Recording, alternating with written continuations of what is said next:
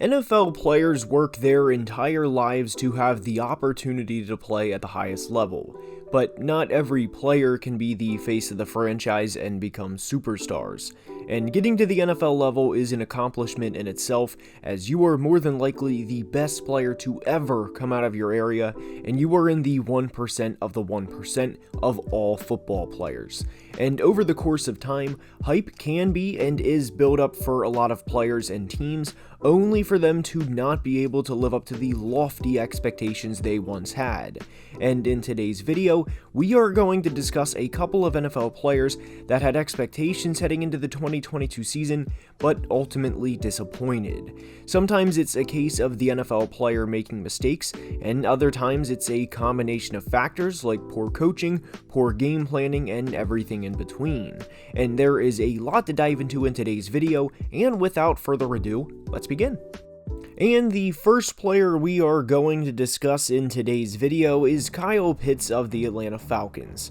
Leading up to Pitts' 2022 season, there was a ton of hype as he had the first 1,000-yard season a tight end had since Mike Ditka all the way back in 1961. He did that with okay quarterback play from Matt Ryan, and the thought process was even if he had Marcus Mariota throwing to him in 2022, it was going to be fine because Mariota could lean on Pitts in the pass game, and even if he's catching 5, 6, or 7-yard routes, he will have another productive season and will be off to, legendary is a strong word, but a very good start to his career.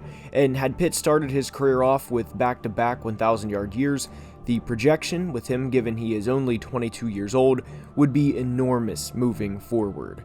But Pitts never got going, and in the first 5 games had just one game with 25 or more receiving yards, which was in Week 3 against the Seahawks, as he had a 5-catch, 87-yard performance. And to be clear, Pitt's struggles weren't because he couldn't get open or he became a bad player overnight or anything like this. Kyle Pitts caught just 28 passes on 59 targets before his season ended prematurely, and what is insanely frustrating, and Falcons fans would agree with this, is how much Marcus Mariota missed Pitts. Not that Kyle dropped 5 or 6 passes that hit him directly in the numbers, or in his case, number, since he is number 8, but how many throws were off target. Pitts led the league with 30% of his targets having off throws, and given he only had 59 targets all season, that means only about 41 were on target, which plays a huge part into why his numbers dropped this year. And on targets that are considered deep per PFF, Pitts was targeted 14 times, 20 or more yards beyond the line of scrimmage, and take a wild guess as to how many times he caught those passes. Was it 5 or 6? No, not even close. Pitts caught just one pass for 28 yards on targets that were 20 plus yards beyond the line of scrimmage. Desmond Ridder didn't start for the Falcons until Week 15, and Pitts' last game was in Week 11, so these were all Marcus Mariota's passes. And Marcus had a passer rating of 9.8 in this part of the field when throwing to Kyle Pitts. While Matt Ryan in 2021 wasn't the MVP Matt Ryan, or the early 2010s Matt Ryan, Pitts caught 7 of 12 passes from this distance in his rookie year, totaling 239 yards on those 7 receptions. And this goes to show, if Pitts has a quarterback that's not awful, he will be a good player for a long time. It was insanely frustrating this year knowing Pitts wasn't the problem, as 1,000 yards as a tight end at 21 years old does not happen by accident. Pitts was drafted number 4 overall, and teams certainly know who he is. He didn't stumble into that as a rookie by accident, and because of a combination of things, from simply not being able to get him the ball to not scheming him open, which is a part of head coach Arthur Smith's job by the way, to him getting injured, this all culminated in Pitts having a very disappointing second season. Next up is Chase Claypool of the Chicago Bears. There will be highlights of him in both Steelers and Bears uniforms, and it relates to his time on both teams. Claypool had a good rookie season back in 2020, as he had over 870 yards and 9 touchdowns. And when you fast forward 2 years later, it looks like that will far and away be the peak of his career. The good news for Claypool, and of course this applies to Kyle Pitts as well, is they are both young. But for Chase Claypool, in 8 games with the Steelers in 2022, he had 32 catches for 311 yards and a touchdown, which I don't want to say is awful production or that a team wouldn't take that, because that is a 17-game pace of 68 catches for over 660 yards, but this is a player who wanted to step up and never did. A lot of people were making jokes during the 2022 NFL Draft that when he was announcing the selection of current Steeler George Pickens, that he was announcing his replacement, and for all of the times the internet jokes around, this one became true. What Chicago gave up for Claypool was atrocious, as it was a second-round pick that ended up becoming the 32nd overall pick because the Dolphins do not have their 2023 first-rounder due to the Sean Payton and Tom Brady tampering. And in Claypool's 7 games with the Bears, he had 14 catches for 140 yards in the Windy City. And I get that the Bears are an awful team, and they had an awful year, but this is a player that will be a free agent at the end of next year if they do not work out a long-term contract. And to be clear, this trade was awful on general manager Ryan Poles' part, as I thought it was a very half-assed attempt to try and get Justin Fields some much-needed help. But Claypool has been downhill since his rookie season, and since becoming a Bear, Chase Claypool has not won a game.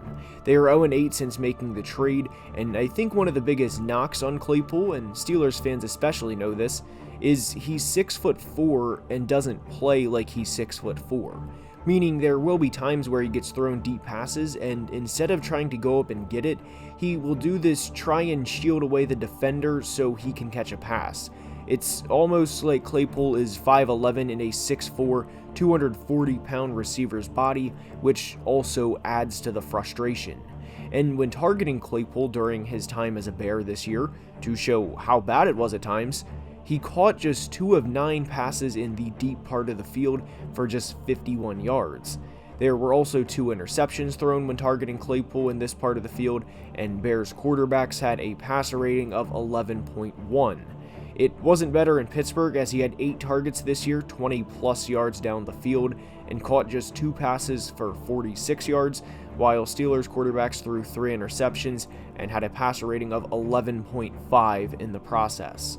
Claypool desperately wanted to step up and be the guy and become a 1,000-yard receiver and to truly be the next great Steelers receiver, as they have a long line of great pass catchers, and you could argue the only step he did in this was to announce the next receiver in line, which of course would be George Pickens. I do not have a lot of hope for the Bears' 2023 season, and I think the Bears have 2 options next year. Either overpay big time for Claypool or accept the loss on the trade and let him walk. Because Chase isn't going to say, hey guys, I'll take $10 million less to stay here and play outdoors in the Windy City and have my numbers suffer when I can take less and go to a Super Bowl contender for cheap. This whole situation has been disappointing for Claypool, and 2022 was truly a nightmare of a season for him. And for the next part of the video, I wanted to include a team, or part of a team, and that's the Minnesota Vikings defense. The Vikings heard it all year, from their frauds to Kirk Cousins stinks and can't win in primetime, and of course there was a ton of attention on Cousins regarding the final pass in the wild card loss to the New York Giants, but lost within that was the situation they were in to begin with. Giving up 31 points at home in the playoffs, whether it's to Daniel Jones or Patrick Mahomes, is going to result in a loss most of the time. Giving up 440 yards of offense in a home playoff game is going to result in a loss most of the time. And giving up the 3rd most points in the NFL and 2nd most yards over the course of the season is not a recipe for success. The Vikings masked this problem for a lot of 2022 due to being ranked 8th in turnovers as they forced 25 in the year and because they kept winning. They were 11-0 in one-score games during the regular season, and in very Vikings fashion, they were 0-1 in one-score games in the playoffs. But with their defense, led by defensive coordinator Ed Donatel, when they lost, they lost. They were embarrassed in Week 2 in Philly with a score of 24-7 in a game Jalen Hurts threw for over 330 yards and ran for 2 more touchdowns, and the Eagles' control of that game was never in doubt. They had a very improbable win in Buffalo in Week 10, only to lose by 37 points at home the following week to the Dallas Cowboys with a score of 40-3. Within that game, Dak Prescott threw for over 275 yards, completed 88% of his passes, threw for another 2 touchdowns, and the route was on. The Vikings offense was also anemic that day, but giving up 40 points at home is exactly what it sounds like. There's no sugarcoating how bad they were at times, and when the bend don't break wouldn't work, the results showed on the scoreboard in a big way. Not just one of the Lions games, but both Lions games they played this year, the Vikings defense was bad, and in the Week 3 game, I truly think the Lions lost that game more than the Vikings won. They blew 2 14-point leads, and credit of course goes to Kirk Cousins and the offense, but the defense gave up over 415 yards to the Lions, sacked Jared Goff a grand total of 0 times, and Detroit was 4 of 6 on 4th down conversions in that game. Ben Johnson, the Lions offensive coordinator who recently said he is going back to Detroit, absolutely torched Donatell's defense both games, and the results spoke for themselves.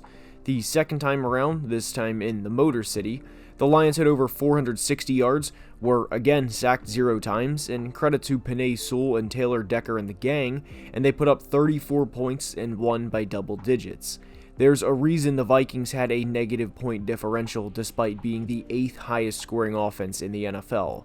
The defense could not stop a soul, and they were truly a disappointment throughout the entire season.